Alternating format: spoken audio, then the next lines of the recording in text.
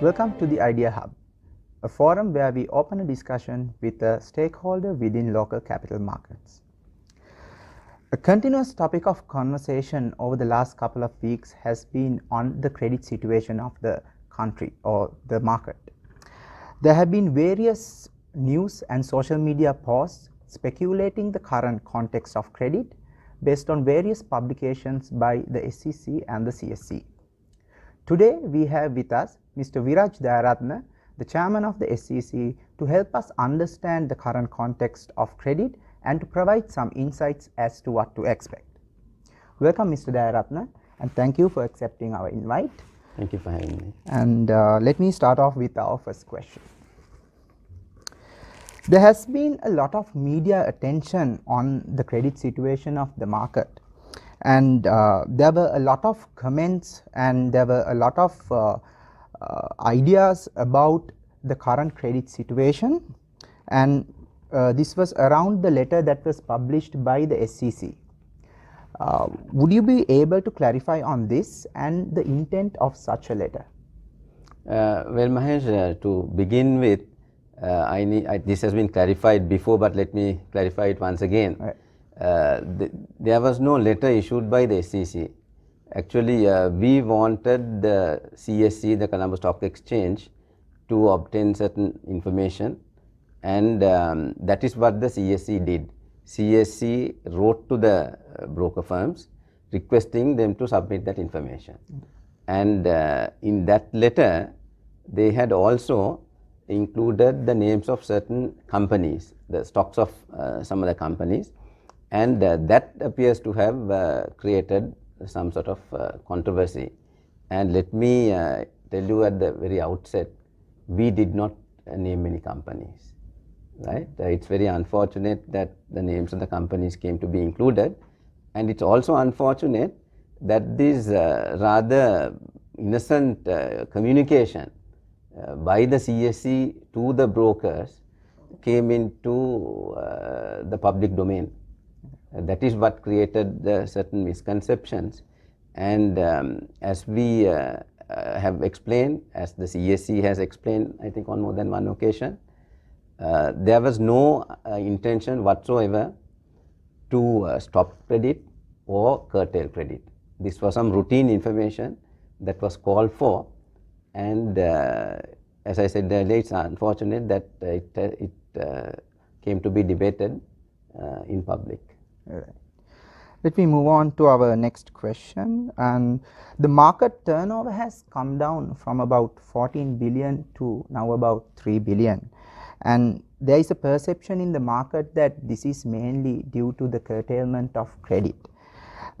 Is this the case, and how do you view the current credit exposure in the market, and do you see this as a threatening level? Is it in a threatening level? Well, again, I mean, there was no curtailment. Let me emphasize that right. Once again. So I am a little averse to this use of the word curtailment. There was no curtailment. There is no intention to curtail. Let me say that categorically. And as the regulator, we have to be mindful of what's going on. We have to ensure the integrity of the market. So in order to do that, as you know, I have been meeting the stakeholders from time to time, and in particular the brokers, because they play a pivotal role. So I have been meeting them from time to time and discussing various issues with them. And a few weeks back also we met them, myself and a couple of other commission members. We met all the CEOs of the broker firms. We discussed various matters. One of them was the credit extended by the brokers. That is because, considering the dynamic nature of the market, we felt that that was an aspect that we need to look at. We discussed with the broker community. They explained to us, we also were aware of the fact that they had not overextended. There are limits, the limits to which credit can be granted. They were well within that range, and what we discussed was the need to extend credit within those limits and not to overextend, and that was the discussion. And this information as I said earlier, was something that was being submitted anyhow by the brokers, and it's just that some of the information which was being submitted on a fortnightly basis was required to be submitted on a weekly basis, and there was nothing more. So I think this is some unfounded fear, I would say. Right. And there is no intention whatsoever of curtailing credit. I think at present it's within manageable, within the manageable range. Right. And based on that answer, as many of the investors are worried about the current credit exposure of the market, they would like to know specifically, is there any credit curtailing process that would that is ongoing, or are you thinking of implementing a credit curtailing process in the future as well if it goes to the next extent? Yeah, so as I said earlier, Mahesh, it's presently within the permitted range, and I'm sure the brokers know what the limit is, and it's a relationship between the brokers and clients. Right. So I think in deciding to grant credit, you also look at the creditworthiness of the clients, and so long as you act within that permitted limits, there is no reason for anybody to fear, and credit is necessary. So there is no need to curtail credit, but so long as we have it within the permitted limit. Right. Let me move on to the next question. And there seems to be a belief that regulations at times like this could bring down the market. Is this a valid concern, or is it just an overreaction to a standard process?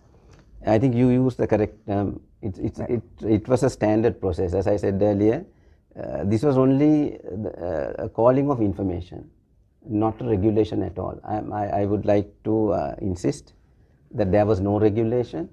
As I said earlier, this information was anyhow being submitted, and we wanted it, the frequency at which some of the information was required was the only change that was made, and so therefore there is no need for anybody to be worried. And you mentioned the word regulation. We have, as far as the SEC is concerned, we have always maintained that there has to be a fine balance between regulation and market development. And from the time this commission took over, when I took over as chairman in January of last year, I made it very clear that there wouldn't be a necessity to regulate, for us to get involved in regulation, if the stakeholders practice self-regulation. That is what I insisted on, and I have very specifically said that we will be pro-market, but I think it has to be understood that we are the regulator. So we owe a duty to the market as well as the investors, but we know our limitations and how to bring in this balance, which is essential if the market were to develop. Right.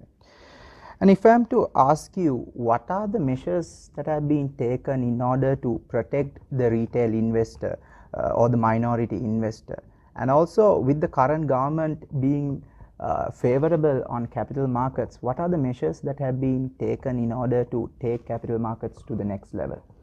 Yeah, Mahesh, particularly with the introduction of with digitalization, the retail investor base, I would say, increased by leaps and bounds. Thousands of new accounts have been opened, which is a very positive sign. And with the conducive climate that prevails, investments in the stock market has increased drastically. So that is where it is necessary to ensure that the retail investors, the small-time investors, are protected. Unfortunately, considering the present situation, the SEC is not able to engage in the type of activity it actually would have liked to. But considering our limitations, we have resorted to the to social media, which is the ideal platform in a situation like this. And we have disseminated a lot of information. We have sent out the message that people ought to come and invest in the stock market. We have also had content to state as to how people should come into the market, what protection they require, the necessity to consult qualified investment advisors, and know what the capital market is. So we have done this. We have a Facebook page, we have a Twitter account, we have a YouTube channel. So by these means, we have disseminated a lot of information to the public. So that is one way in which we seek to, we intend to protect them. We have also gone a step further.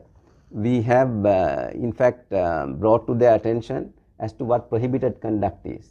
That way they would know what to desist from, not only the investing public, even the broker community. We, together with the CSE, we brought out a surveillance handbook, which is very comprehensive, which spells out what type of prohibited conduct is prohibited. So these are the ways in which we have reached out to the public, and we are confident that the message has gone out. All right.